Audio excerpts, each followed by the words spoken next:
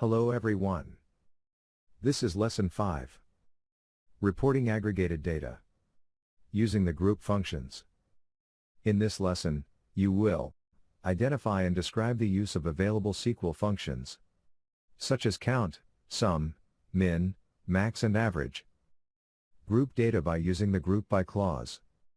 Include or exclude grouped rows by using the having clause.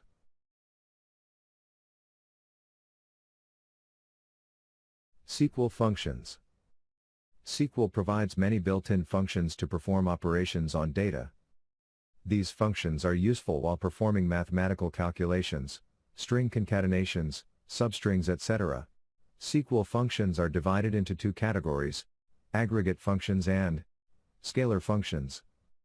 We will see only aggregate functions in this lesson.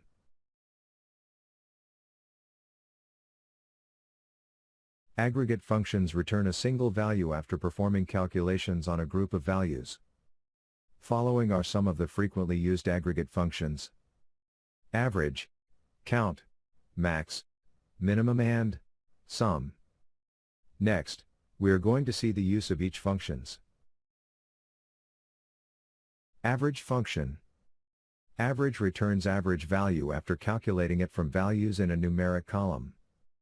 Its general syntax is shown below. For example, consider the following employee table. Now, to find the average salary, the following query can be used.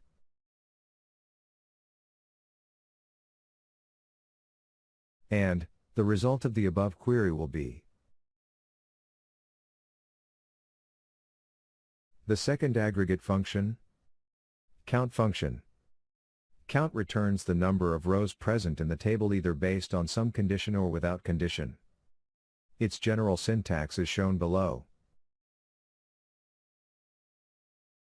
A SQL query to count employees, satisfying a specified condition is shown below for the employee table. The result of the above query will be. Max function. Max function returns maximum value from a selected column of the table. Syntax for max function is shown below. Applying the query shown below to the employee table results in the maximum salary. Minimum function returns minimum value from selected column of the table. Syntax for minimum function is shown below. For example, applying the query shown below to the employee table results in the minimum salary. Result of the above query will be. Sum function. Sum function returns the total sum of selected columns which have numeric values. The syntax for the sum function is shown below. For example, applying the query shown below to the employee table results in the sum of the salary of all employees. Results of the above query will be. Next, let us see the group by clause.